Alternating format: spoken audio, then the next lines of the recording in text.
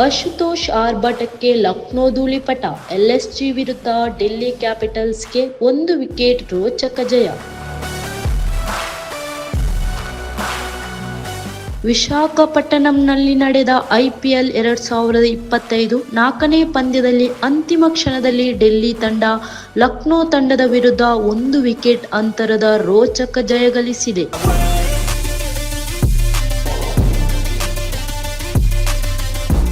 ಹೌದು, ಟಾಸ್ ಗೆದ್ದು ಫೀಲ್ಡಿಂಗ್ ಆಯ್ಕೆ ಮಾಡಿಕೊಂಡ ಡೆಲ್ಲಿ ತಂಡ ಎದುರಾಳಿ ತಂಡವನ್ನು ನಿಗದಿತ 20 ಓವರ್ಗಳಿಗೆ 8 ವಿಕೆಟ್ ನಷ್ಟಕ್ಕೆ 209 ರನ್ಗಳಿಗೆ ಕಟ್ಟಿಹಾಕಿತು.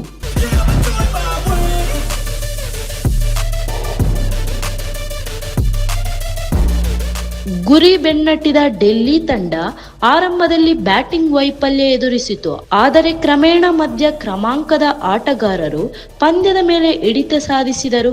ಅಶುತೋಷ್ ಶರ್ಮಾ 29 ಎಸೆತಗಳಲ್ಲಿ 47 ರನ್ ಗಳಿಸುವ ಮೂಲಕ ತಂಡದ ಗೆಲುವಿನಲ್ಲಿ ಮಹತ್ವದ ಪಾತ್ರ ವಹಿಸಿದರು.